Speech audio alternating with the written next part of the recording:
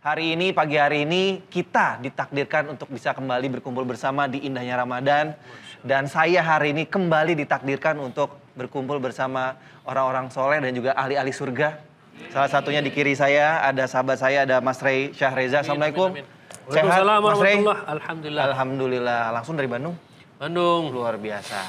Keluarga sehat ya? Alhamdulillah. Dan juga masih ada Ustadz Abdul Somad. Pak Ustadz, Assalamualaikum. Sehat? Alhamdulillah. Barakallah. Dan juga ada Ustadz Dasat Latif. Pak Ustadz, apa kareba? Alhamdulillah. Alhamdulillah. Makasih bos. Makasih bos. Apa kareba itu apa kabar bahasa Makassar? Baji. Nah. Tapi saya terancam di sini sebab semua yang ada di samping saya orang gagah. Masya Allah. Oke nih, pemirsa. Dari tadi saya ngomongin takdir. Ini akan kita bahas pada pagi hari ini tentang takdir nih, Mas Rey. Ya. Ini ngomongin masalah takdir, kita setiap manusia punya takdirnya masing-masing. Termasuk Mas Rey, Mas Rey yang dulu seorang musisi, sekarang menjadi seorang, kalau di mata saya, seorang yang soleh banget. Amin, gitu. ya Allah, amin. Katakanlah hijrah gitu ya Mas. Menurut Mas Rey sendiri, ini takdir yang seperti apa sih yang dikasih oleh Allah Subhanahu Wa Taala? Dulu musisi bergelimang harta lah katakan gitu, nama yang begitu harumnya, sekarang yang dekat sama Allah, gimana nih? Ya, kalau posisi itu saya ngerasa itu takdir ya. Allah jadikan saya ditakdirkan sebagai musisi dulu gitu kan, berproses sebagai musisi. Tapi saya nggak merasa kalau kejahilan yang saya buat dulu sebelum hijrah itu takdir Allah. Itu semata-mata hawa nafsu yang saya ikutin aja. Dan mungkin juga termasuk di dalamnya godaan setan juga. Nah, begitupun dengan takdir dengan proses hijrah ini pun mungkin takdir Allah Subhanahu wa taala, tapi yang saya rasain ini pun proses perjuangan kita untuk menjemput hidayah yang telah Allah beri gitu. Karena begitu saya hijrah itu saya bertanya juga, kok saya dikasih hidayah ya? Kenapa nggak teman-teman saya yang baik-baik gitu? Kok saya yang jahil begini dikasih hidayah Allah? Nah, ketika itu Ustadz saya berpikir, saya ingat gitu ibu itu kalau waktu saya kecil itu kalau sholat maghrib ke isya tuh nyambung. Dia nggak berdiri, jadi sholat isyanya itu wudunya sholat maghrib. Duduk, zikir, wirid, baca Quran, doa. Itu saya yakin pasti salah satunya doa untuk anaknya kan. Nah, maka ketika hidayah itu datang, saya langsung yakin ini pasti takdir Allah berikan saya hidayah karena asbab doa ibu salah satunya. Karena kalau ngelihat kebaikan saya kayaknya nggak ada tuh. Sebelum hijrah itu saya jahil banget kayaknya tuh gitu kan. Oh, ini mungkin takdir Allah berikan saya hidayah itu karena doa ibu. Itu sih yang saya rasain Mas Iki. Pak Ustadz, ngomongin takdir lagi nih. Bagaimana sih baiknya kita menyikapi takdir? Karena kita nggak ada yang tahu takdir ya, ibu-ibu ya. Cuma Allah Subhanahu Wa Taala yang tahu takdir. Silakan Pak Ustadz. Ada seorang anak yang disekolahkan di luar kota, dikirim belanja tiap bulan. Tapi ketika pulang, seperti lagu yang selalu disampaikan Ustadz Dasat, pulang-pulang berbadan dua. Ketika ditanya oleh bapaknya sama ibunya, kenapa bisa begini? Uang sudah habis, kamu nghabiskan uang aja, dibeliin mobil, dibeliin HP, kenapa bisa begini? Apa kata dia? Papa, mama sabar, ini sudah takdir. Waduh. Jadi akhirnya malah ada satu kelompok yang mengatakan kalau begitu rukun iman ini kita buat 5 aja. Takdir di amandemen. Karena hanya menyesatkan, mengkambing hitamkan. Padahal hadisnya sahih. Ketika Jibril bertanya kepada Nabi SAW, mahwal iman. Iman itu apa? Antumina billah wa malaikatihi wa kutubihi wa rusulihi wal yaumil akhir wa biqadri takdir khairihi wa syarrihi. Maka orang yang di antara ciri aliran sesat yang ditetapkan 10 poin di Majelis Ulama Indonesia adalah mengingkari rukun iman. Jangan sampai mengingkari takdir. Jadi sebenarnya bukan salah takdirnya, tapi salah memahami takdir. Nauzubillahi minasyaitonirrajim. La syamsu yanbaghi laha an tudrikal qamar. Tidak mungkin matahari bertemu dengan bulan, bulan tidak mungkin bertemu dengan matahari. Walal lailu sabiqun nahar. Tidak mungkin malam mendahului siang, siang mendahului malam. Wa kullum fi falakin yasbahun. Semuanya berjalan di garis edarnya masing-masing. Dzalika taqdirul azizil. Itulah takdir. Takdir apa maknanya? Jangan sampai ada di alam ini terjadi di luar kuasa Allah Subhanahu wa taala. Ini matahari, ini bumi. Kalau seandainya bumi ini mendekat sedikit saja ke matahari, dia akan terbakar, hangus. Kalau seandainya bumi ini menjauh sedikit saja, dia akan membeku. Siapa yang mengatur segala alam ini? Allah. Maka pemahaman tentang takdir artinya Allah Maha Kuasa, wa huwa ala kulli syai'in qadir. Inna kulla syai'in khalaqnahu biqadar. Segala sesuatu itu kami ciptakan dengan takdir, dengan ketetapan kami. Tapi manusia ini terbagi dua. Boleh saya tulis? Boleh. Izin Tuan Guru. Silakan. Mohon maaf Bapak Ibu. Ada seorang ulama, saya sangat mengaguminya, dari Damaskus, Suriah, mati syahid di Damaskus. Meledak bom selesai memberikan pengajian sholat di masjid. Namanya Syekh Muhammad Said Ramadan Al-Buti, alumni Al-Azhar Kairo, Mesir. Judul kitabnya Al-Insan Baina Al-Musayyar wa Al-Mukhayyar. Musayyar diperjalankan. Mukhayyar diberi pilihan. Manusia ini terbagi dua.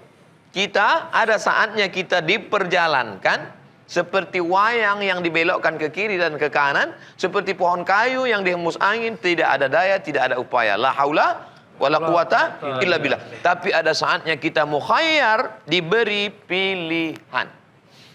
Saya menjadi orang Melayu dari Pulau Sumatera, itu musayyar atau mukhayyar? Musayyar. Saya diperjalankan, saya tidak punya pilihan. Andai dulu datang malaikat membawa kertas multiple choice. Abdul Somad, kau mau jadi apa? A. Arab, B. Batak, C. Cina. Kau mau jadi apa? Kenapa sebut Batak? Abdul Somad Batubara. Dari Sumatera Utara. Saat itu kita diperjalankan, tidak ada pilihan sama sekali. Lalu kemudian Ustadz Das'ad Latif menjadi orang Bugis dari Pulau Sulawesi di kota yang terjauh di dunia, ujung pandang. Dan itu dia tidak bisa memilih.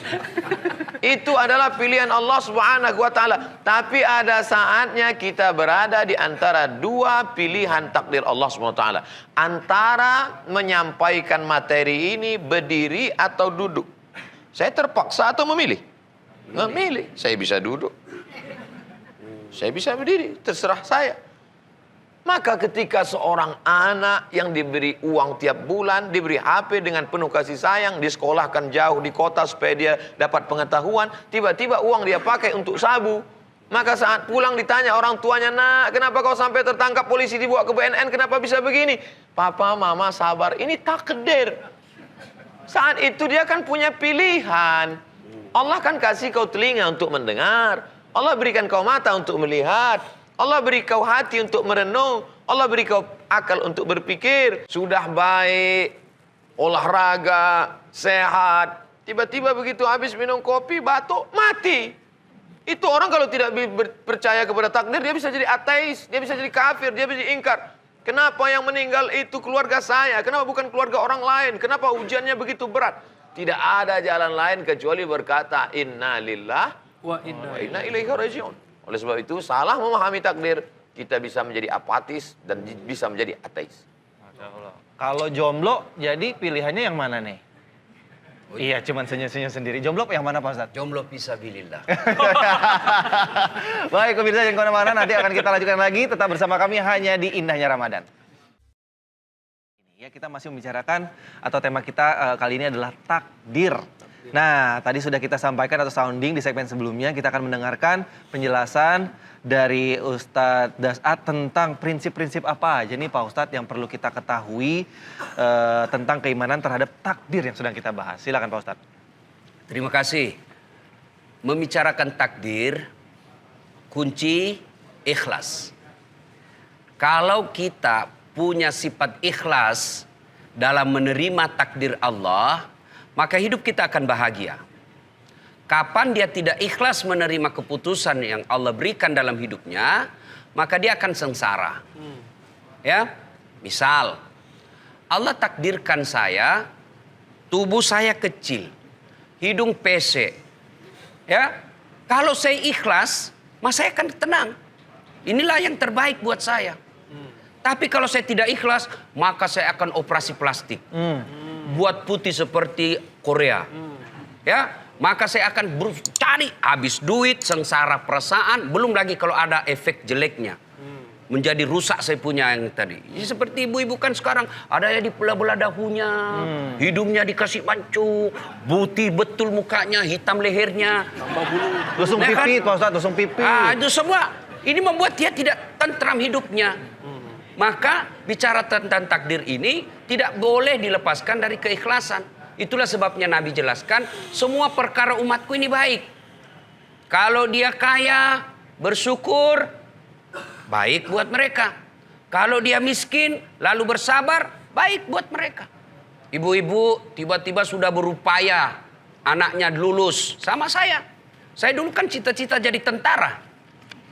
Begitu tes fisik, tidak lulus. Kenapa? Ceper. Ya, teman saya lulus. Dia jadi sekarang reserse, polisi, pakai baret merah. Saya lulus jadi ustadz, pakai baret putih. Tapi alhamdulillah dengan baret putih yang saya pakai, mulai baret hitam sampai baret merah, saya ceramai semua.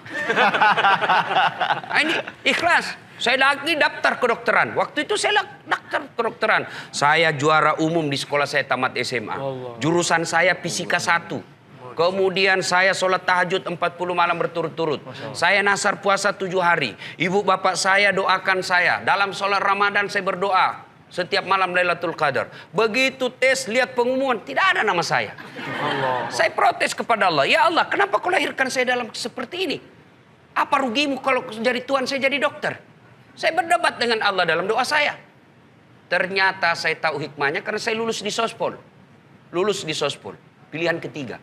Saya tahu kenapa ketika saya pulang kuliah terjadi tabrakan dekat kampus saya. Berceceran darah di jalan. Dia yang tabrakan, saya yang pingsan. Kenapa? Saya turun tolong dia. Saya lihat darah, saya yang pingsan. Ternyata sampai sekarang saya tidak bisa lihat darah. Lihat di video saja, kalau lihat oleh darah berkunang-kunang, rasa saya mau muntah, mau pingsan. Allah seolah-olah ingin berkata kepada saya, Das'at, bagaimana kamu jadi dokter? Kok tidak bisa lihat darah, Mas Bro? Itu takdir. Akhirnya saya jadi ustadz. Subhanallah, dengan jadi ustadz, saya bisa jadi mengobati orang. Apa yang sembuhkan? Bukan fisiknya. Bukan bisulnya. Tapi apa yang saya obati? Perasaannya yang lagi galau. Hatinya yang lagi sengsara. Dan saya telepon temanku yang jadi dokter sebelum Ramadan, Lebaran kemarin. Dok, kau pulang Lebaran? Kenapa? Enggak Ustadz. Kenapa? Mahal tiket. 60 juta bisa sampai saya satu keluarga PP. Mana kita pegawai negeri bisa PP tiap tahun 60. Saya bilang, untung saya tidak jadi dokter. Untung saya jadi ustadz. Nggak pernah pusing soal tiket. Kenapa? Bukan saya yang beli. Hebatnya lagi, pergi tidak bawa uang. Pulang, bawa uang. Maka ikhlas menerima takdir. Akan tenang kita. Kalau kita gelisah terus cari cara, nyogok kiri kanan. Akhirnya masuk fakultas kedokteran. Karena dia pilih menyogok. Sampai di dalam, bingung dia lihat hadapi pelajarannya. Tidak bisa stres setiap malam. Tidak bisa daya tahan tubuhnya. Ikatannya juga jelek. Akhirnya apa? Dia makan narkoba supaya dia bisa bertahan. Hah? Akhirnya makin jauh dari rahmat Allah. Akhirnya jadi dokter abal-abal. Karena tidak di luar kemampuannya. Nah, itulah sehingga kunci prinsip memahami takdir ini adalah ikhlas dalam menerima. Masya Allah. Ya? Pak Ustadz, ini saya jadi ingat pertanyaan istri saya di rumah. Pernah kepikiran ingin merubah bentuk fisiknya setelah dia punya anak. Ini mungkin sering terjadi nih sama ibu-ibu setelah punya anak. Dulunya kurus istri saya, sekarang agak gemuk gitu. Saya bilang nggak boleh merubah takdir dari pemberian dari Allah Subhanahu Wa Taala. Terus dia balas, dibilang gini, kan mengembalikan ke bentuk semula. Alasannya seperti itu. Yang benar gimana Pak Ustadz? Nah, Ustadz, silakan. Ustadz. Saya takut kalau soal istri. Sebentar. Saya suruh telepon istri saya dulu.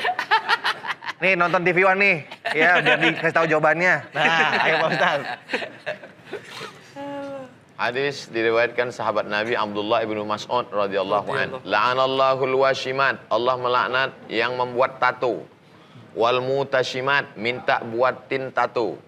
Wal mutanammisat, yang mencabut apa nih? Bulu mata. Alis, mencabut, membuang, menghapus, mengotak-atik.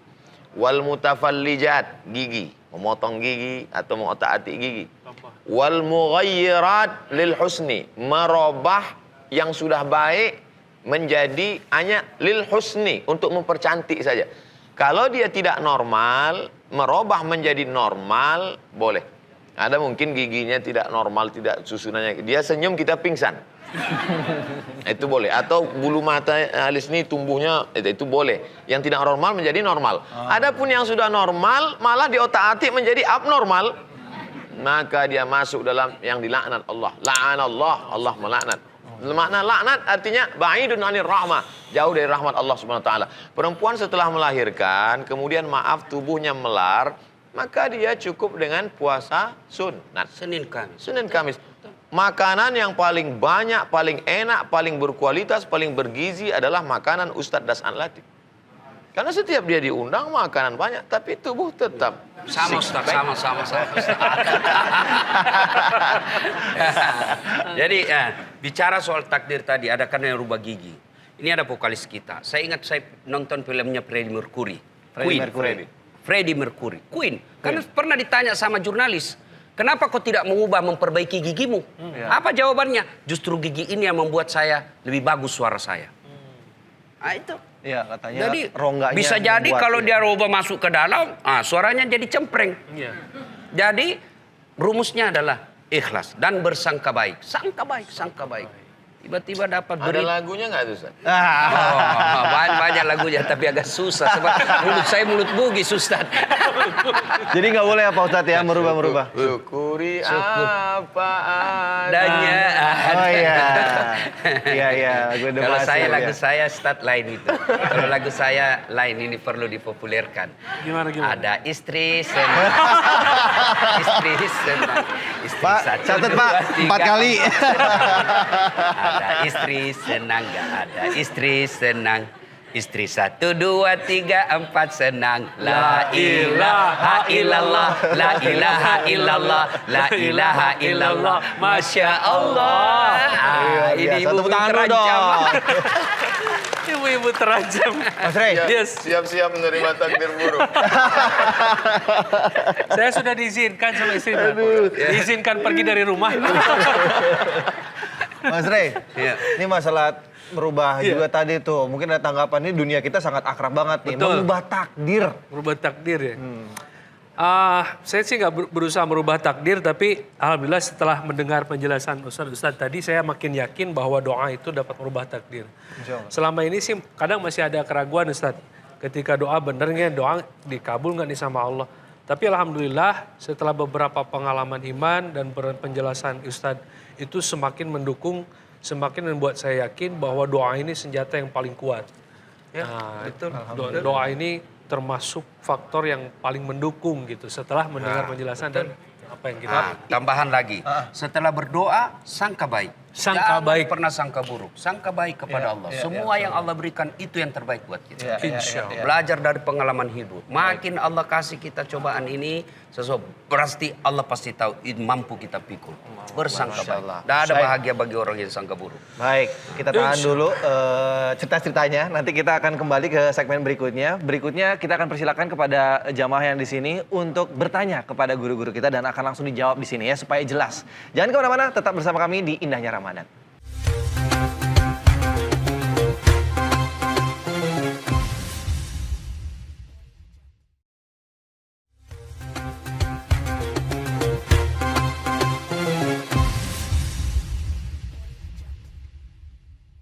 Baiklah pemirsa setia TV One dimanapun Anda berada, kembali lagi di Indahnya Ramadan. Baik, kita masih membahas tentang takdir. Pak Ustadz, ini ada, kalau ngomongin takdir ada sebuah istilah yang kadang-kadang kita suka tuker nih, antara kodok dan juga kodar. Bisa Pak Ustadz jelaskan biar kita nggak pernah keliru lagi nih, kodok dan kodar itu apa sih bedanya? Silakan Pak Ustadz. Innallaha katabal maqadir. Allah menuliskan takdir qabla an yakhluqas samawati wal ard, sebelum Allah menciptakan langit dan bumi, bi khamsina alfa sanatin, 50.000 tahun. Hadis riwayat Muslim. Allah pertama menciptakan qalam. Allah bersumpah dengan qalam. Qalam pena, bukan tempat ikan. Nun wal qalami wa ma yasturun. Demi pena dan apa yang dia tulis. Tempat menulisnya itu adalah papan yang terjaga dan terpelihara bernama Lauh Mahfuz. Ya qalam, wahai qalam, tulis. Lalu qalam pun menulis. Sebenarnya Allah ingin mengajarkan kepada kita bahwa segala yang terjadi di alam ini tidak ada yang di luar kendali dan kuasa Allah. Kalau ada yang mengatakan bahwa yang terjadi di alam semesta ini di luar kendali dan kuasa Allah, berarti dia syirik. Berarti ada kekuasaan lain di luar kuasa Allah. Di dalam kantor ini tidak ada yang berkuasa kecuali saya. Apapun yang bergerak di sini kekuasaan saya, kata seorang direktur. Kalau ada yang lain, berarti ada dua direktur.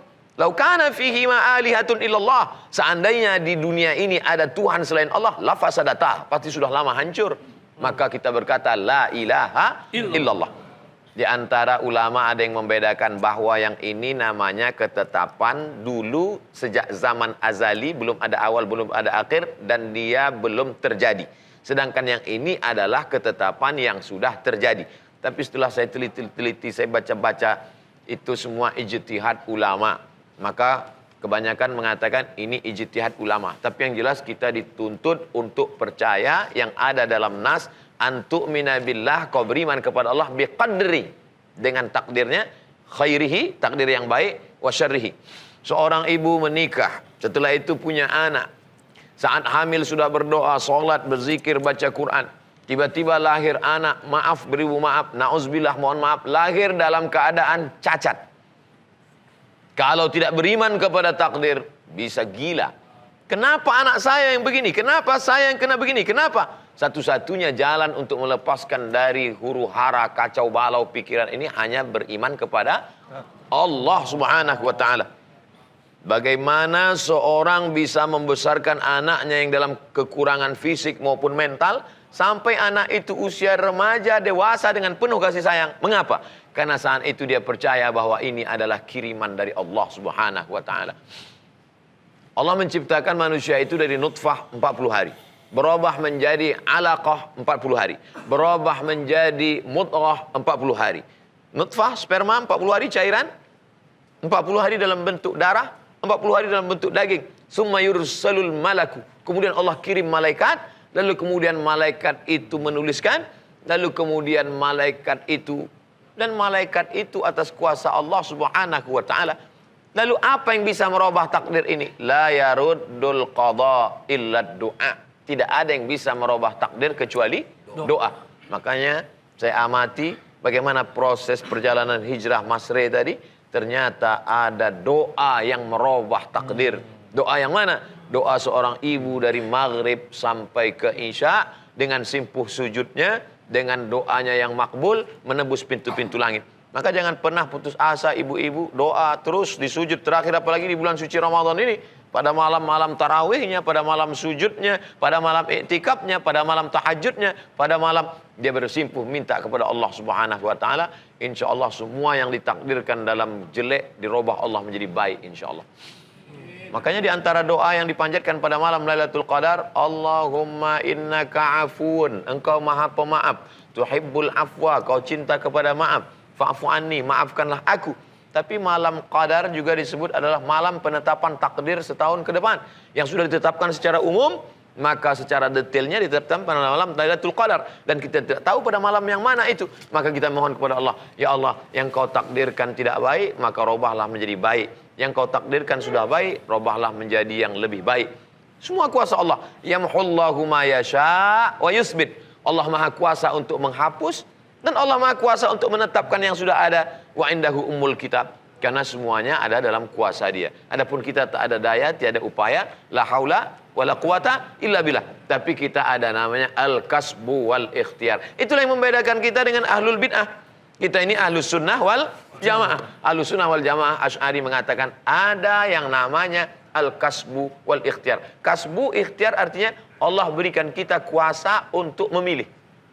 Jabariyah, kelompok ahlul bid'ah mengatakan tidak ada. Jabariyah diambil dari kata jabar. Jabar artinya majbur, terpaksa. Tidak ada daya, tidak ada upaya sama sekali. Inilah aliran yang sesat, menyesatkan, dhalla wa adalla. Semua yang terjadi ini. Kalau ditanya dia, kenapa kamu berzina?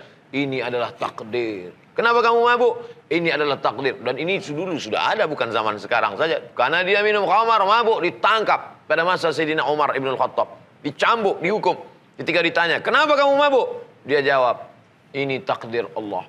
Kata Umar bin Khattab, cambuk dia dengan hukuman hudud orang minum khamar dengan bonus tambahan. Kenapa hukumannya ditambah? Yang pertama, karena dia minum khamar. Yang kedua, karena bicara takdir tanpa ilmu. Oleh sebab itu, masalah minum khamar adalah pilihan. Wallahu a'lam. Wallahualam. Tuh, memilih nih Mau Mas Rey. tanya sedikit nih. Mau nanya boleh, Ini boleh. kan masalah takdir juga Ustaz. Doa dapat merubah takdir tadi barusan kita dengar dari Ustaz. Nah, katanya doa terbaik itu di saat sujud terakhir. Cuman kan ketika sholat 5 waktu itu, kalau kita laki-laki kan berjamaah nih. Kalau imam kan kadang-kadang ada yang lama di sujud terakhir, ada yang cepat. Nah, apakah itu doa di sujud terakhir ini berlaku di sholat sunat atau tidak? Aqrabu ma yakunul abdu min rabbihi wa huwa sajid. Orang yang paling dekat dengan Allah adalah pada saat dia bersujud. Fa'aksiru fihi doa, maka perbanyaklah doa di sujud itu. Hadis riwayat Muslim. Maka kalau kita berimam di Masjidil Haram, Masjid Nabawi yang di sana imamnya sujud lama, maka setelah baca Rabbiyal A'la, Subhana Rabbiyal A'la, Subhana Rabbiyal A'la wa bihamdi, ada masa kosong, kita baca doa apa yang kita ingin ucapkan. Tidak bisa pakai bahasa Arab, bahasa kita, bahasa Indonesia, bahasa Bugis, bahasa Batak, bahasa Sunda, di dalam hati, tidak dilafazkan di mulut. Karena kalau selain bahasa Arab dilafazkan di mulut, sholatnya batal. Tapi kalau di tempat kita imamnya tercepat, nah, maka jangan kita terlalu lama, nanti menimbulkan fitnah. Kita khawatir kita berdoa, makmum di sebelah membatalkan sholatnya, disangkanya kita sakratul maut. Nah, jangan sampai menimbulkan fitnah. Tapi yang paling bagus supaya selamat jauh dari riya adalah ketika tengah malam. Rajulun sab'atun yuzillumullah, ada 7 golongan yang mendapatkan naungan Allah pada hari itu, tak ada naungan kecuali naungan Allah. Siapa dia? Rajulun, seseorang, zakarallah, yang mengingat Allah khalian, pada saat sunyi sepi, tak ada orang melihat. Di tengah malam bulan suci Ramadan, di rumahnya, di kamarnya sendirian, semua sedang tidur sendirian bersujud, menetes air matanya. Itulah yang paling afdol. Tapi kadang orang ketika sholat sendiri sujudnya cepat, seperti stempel pos. Tapi begitu dia di depan orang ramai di masjid, Masya Allah, lamanya, lama sekali. Rupanya kawannya di pojok sedang merekam. Bikin konten. Beling-beling. Gitu Mas Rey. Mengenai kodar-kodar, mungkin dari Ustadz Dasat ada yang mau ditambahkan? Ya, apa hikmah sebenarnya sehingga kita perlu membicarakan soal takdir? Salah satu hikmahnya, kita ingin bahwa takdir itu di luar tanggung jawab kita. Allah tidak akan menuntut seseorang nanti, Dasat, kenapa kau lahir dalam keadaan Bugis? Enggak, Allah tidak tuntut. Kenapa? Saya terima beres. Ustadz Abdul Somad, kenapa kau dilahirkan dalam keadaan Melayu? Tidak ditanya. Tapi, Dasat, kenapa kau pembohong? Itu pilihan. Kau boleh menjadi pilihanmu pembohong atau jujur. Kamu juga tukang tipu atau yang baik. Itu pilihan. Tapi kalau kita warna hitam kulit, putih, itu takdir. Tidak bisa dituntut. Karena kalau memahami takdir tanpa iman, bisa kita salah. Bahkan menjadikan nasib buruk kita, keburukan kita itu dijadikan Allah sebagai kambing hitam. Nah, itulah sehingga penting kita memahami dengan takdir ini. Sehingga ada yang disebut takdir baik, takdir buruk. Takdir baik saya jadi ustadz. Takdir buruk saya, mungkin nanti yang agak buruk-buruk itu, yang orang misalnya istri saya takdir buruknya, oh dia dapat saya misalnya berpoligami. Saya bilang sama istri saya, kau bersuamikan saya, itu takdir baikmu. Kalau tiba-tiba kau dapat besok saya berpoligami, itu takdir buruk. Dan kau harus percaya dua-duanya. Saya catat dulu Pak Ustadz, tadi udah ngomong poligami 2 kali ya Pak? Baik, pemirsa, nanti kita akan mendengarkan penjelasan dari Ustadz Dasat mengenai prinsip-prinsip apa saja yang perlu kita ketahui berhubungan dengan tentang keimanan terhadap takdir. Jangan kemana-mana, tetap bersama kami di Indahnya Ramadan. Sekarang kita akan berikan kesempatan untuk jamaah, untuk Anda semua yang ada di sini bertanya kepada Pak Ustadz. Monggo, silakan. Buat ibu-ibu dulu, ladies first.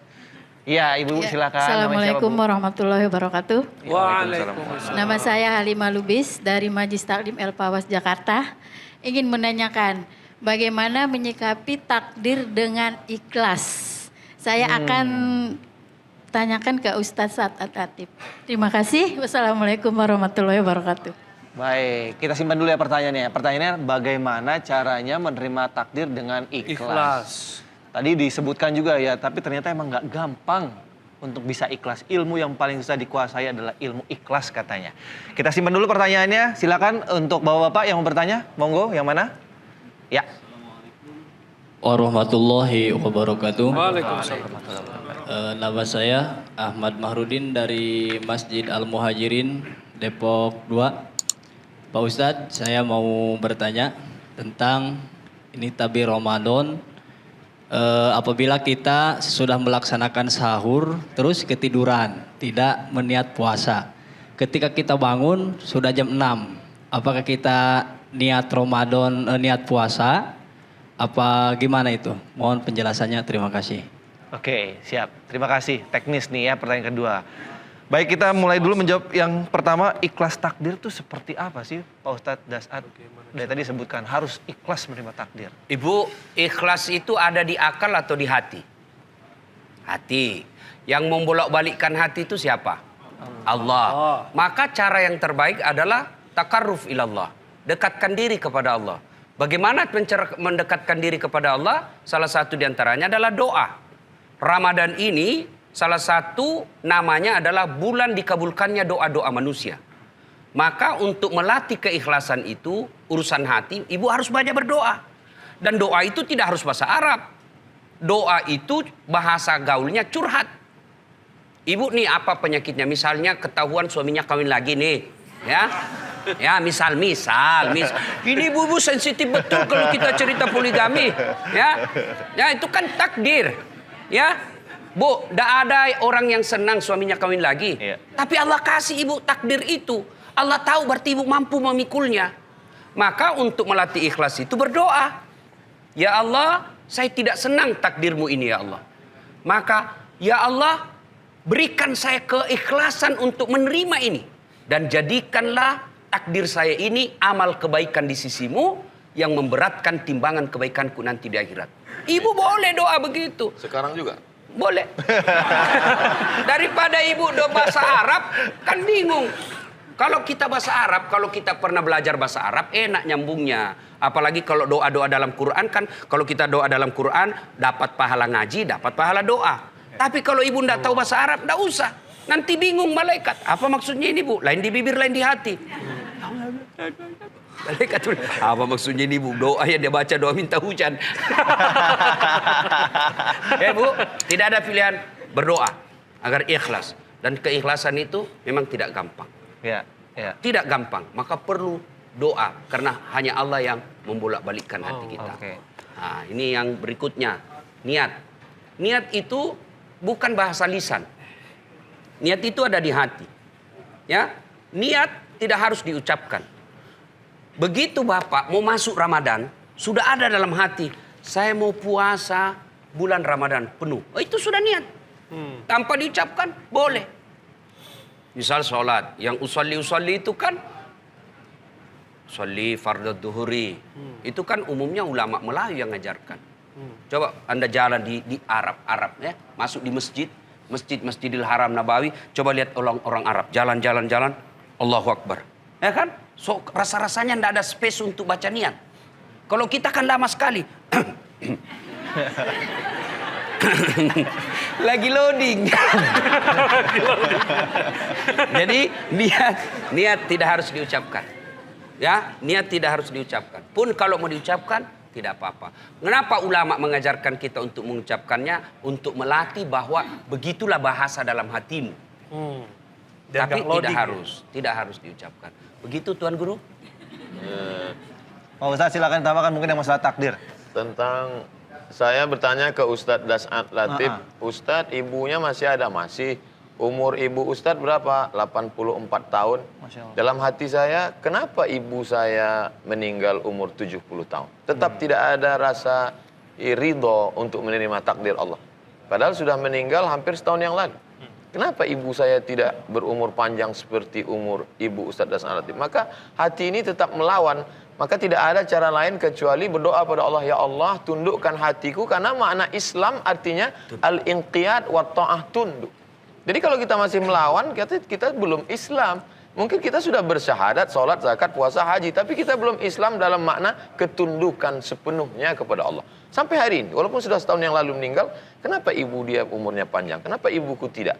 Jadi kita tetap senantiasa minta kepada yang punya hati. Ya muqallibal qulub. Engkau yang membolak-balikkan hati. Ya, gitu Bu ya, mungkin biar tambah kuat lagi, biar tambah ikhlas gitu menerima takdir. Kalau tadi contoh yang masalah doa untuk poligami itu contoh. Itu hanya contoh. Contoh aja, Bu. Begitu tadi contohkan sama Pak Ustadz Dasat, yang aminnya bapak-bapak yang sebelah sini. Padahal lagi jawab yang sebelah sini. Saya kan pernah umroh, berdoa di depan Baitullah.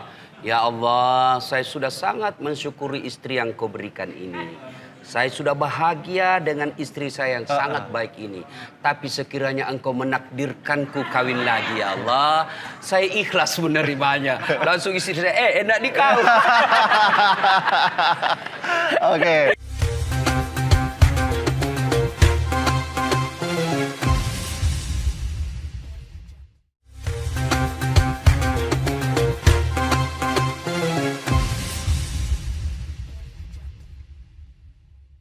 Ada pertanyaan apa nih? Berhubungan dengan ikhlas, takdir mungkin? Ya, itu aja paling selain doa nih. Mungkin ada lagi ya. Karena kita tuh haus ya. Kita haus ilmu nih. Selain doa yang dapat menguatkan kita untuk menjalani proses hijrah ini, itu apa yang perlu kita buat? Ustadz Abdul Somad, monggo silakan. Unzur ila man huwa asfala minka. Lihatlah pada orang yang di bawahmu. Jadi masih terkait tentang menerima takdir kematian seorang ibu. Maka saya mesti melihat, ternyata teman saya dari sejak lahir tidak pernah melihat wajah ibunya. Aku masih sempat hidup bersama sampai usia 70 tahun, berarti aku tidak bersyukur pada Allah. Maka mesti melihatnya ke bawah. Jadi untuk mensyukuri nikmat Allah, menerima takdir, kita mesti banyak-banyak lihat ke bawah. Tapi kadang manusia ini salah, ketika melihat masalah dunia, dia lihat ke atas. Maka kurang syukurnya. Kalau tidak bersyukur, kita tidak akan pernah menemukan keikhlasan. Karena ikhlas itu artinya, air susu yang keluar dari perut kambing, baina farsin wadamin. Farsin kotoran, damin darah. Mestinya air susu itu warnanya hitam karena pernah nyenggol kotoran. Atau bercampur darah karena dia merah karena kena darah. Tapi bisa keluar putih, murni, bersih. Artinya kita bersihkan hati, jangan pernah ada sedikit pun menolak Allah. Ingat, Allah pernah mengancam dalam hadis qudsi.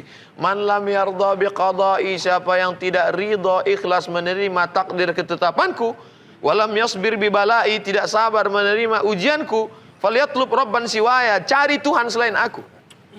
Makanya tidak ada cara lain kecuali ketundukan, kepatuhan. Wasta'inu, minta tolong kepada Allah. Bisabri, sabri sabar. Tahan tangan, jangan sampai menarik-narik rambut, memukul-mukul pipi. Wassalah, dan banyak-banyak salat. Makanya ketika Sayyidina Abdullah bin Abbas sedang naik kuda, naik unta, pelan. Tiba-tiba dari belakang datang adiknya mengejar, datang jamaah, datang sahabat mengejar dengan kuda yang kencang, memberitahu, wahai Abdullah bin Abbas, saudaramu gugur di medan perang. Dia langsung turun ke bawah, berwudu dan sholat. Untuk apa? Minta tolong kepada Allah. Bahwa sebenarnya ini yang kuterima ini kecil, tidak ada apa-apanya, karena aku bersandar kepada Engkau yang maha besar. Allahu Akbar. Serahkan semuanya. Inna salati wa nusuki wa mahyaya wa mamati lillahi rabbil alamin. At-tahiyatul mubarakatuh salawatu taibatu lillah. Jurus ini tidak hanya berlaku ketika menerima kematian, termasuk juga menerima kabar ketika suami menikah lagi. Yang terakhirnya ya. Senang sekali. Itu punchline sekali ya. Senang sekali dapat dukungan. Waduh, luar biasa. Allahu Akbar. Gitu Mas Rey, emang di rumah belum ikhlas? Hah? Yang di rumah? Saya udah dipersilakan sama istri. Persilakan. Persilakan pergi dari rumah. Nah, tambahan dikit lagi. Ramadan ini yang paling kita kejar itu kan ada malam yang lebih mulia dari 1000 bulan. Yaitu Lailatul Qadar. Lailah malam qadar perubahan. Maka pada malam itu berdoalah ya untuk memperbaiki. Pada malam itu semua Allah punya kuasa untuk mengubah. Misal 2021 Dasat Latif wafat. Tapi pada malam itu saya berdoa, ya Allah panjangkan umurku supaya saya bisa menghajikan orang lebih banyak. Ya Allah panjangkan umurku agar saya bisa membahagiakan orang tua saya. Allah kabulkan doa saya. Ini baik, ini dahsyat. Dia berdoa bukan mau poligami. Dia berdoa supaya orang banyak haji. Dia berdoa supaya dia bisa berbuat baik kepada orang tuanya. Allah punya kuasa. Allah punya kuasa untuk mengubahnya. Maka berdoalah di malam Ramadan ini. Cuma kadangkala setan tahu bahwa malam Ramadan ini akhirnya adalah malam akhir Ramadan, itu bonus Allah tambah bonus. Maka setan berupaya.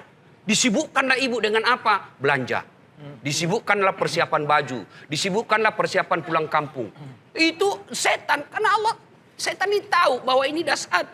Kalau dia memanfaatkan 10 malam terakhir, makin dekat dengan Allah. Bagaimana caranya supaya dia tidak dekat dengan Allah? Disibukkanlah dengan apa? Tidur, disibukkanlah dengan semua yang bisa membuat kita. Maka tidak ada pilihan lain. Ramadan ini kita harus lebih banyak berdoa kepada Allah. Mudah-mudahan yang takdir buruk ke depan Allah menjadi takdir baik. Amin. Yang sudah baik bisa lebih baik lagi. Insyaallah. Baik, terima kasih buat Ustadz Abdul Somad, terima kasih untuk Ustadz Dasat untuk ilmunya dan juga informasinya pada hari ini. Mudah-mudahan berguna dan bermanfaat untuk kita semua. Jangan hanya masuk kuping, jangan lupa diamalkan juga. Ya, terima kasih Mas Ray, sukses selalu karirnya. Amin, amin. Salam untuk keluarga, hati-hati di jalan pulang.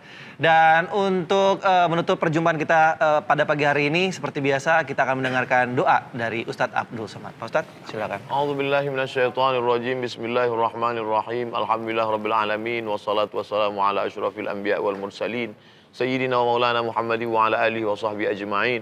Allahumma ja'alna radina liqada'ik. Jadikan kami orang-orang yang ridha, tulus, ikhlas, bersih hati menerima segala ketetapan-Mu ya Allah. Jadikan kami orang-orang yang senantiasa berhusnuzan kepadamu sebagaimana kau sabdakan dalam hadis qudsi, ana inda dhanni 'abdi bi, aku menurut prasangka hambaku kepadaku. Ya Allah, kalau kau takdirkan dalam tulisan Lauhil Mahfuz kami menjadi baik, jadikan ketetapan untuk diri kami ya Allah. Amin. Kalau dalam tulisan itu ada sesuatu yang tidak baik bagi kami, maka robahlah menjadi sesuatu yang baik ya Allah. Hasbunallah wa ni'mal wakil, ni'mal maula wa ni'man nasir. Engkaulah sebaik-baik penolong, la haula wala quwata illa billah, tiada daya, tiada upaya hanya kecuali Engkau tempat kami berserah diri. Rabbana 'alaika tawakkalna, kepada Engkau kami bertawakal, wa ilaika anabna, kepada Engkau kami kembali, wa ilaika masir, kepada Engkau kami semua akan menghadap. Maka jadikan kami orang-orang yang menghadap-Mu dalam keadaan Kau ridai ya Allah. Rabbana atina fid dunya hasanah wa fil akhirati hasanah wa qina adzabannar. Wa sallallahu ala sayyidina wa maulana wa syafi'ina wa dzukrina Muhammad wa ala alihi wa sahbihi wasallam walhamdulillahi rabbil alamin.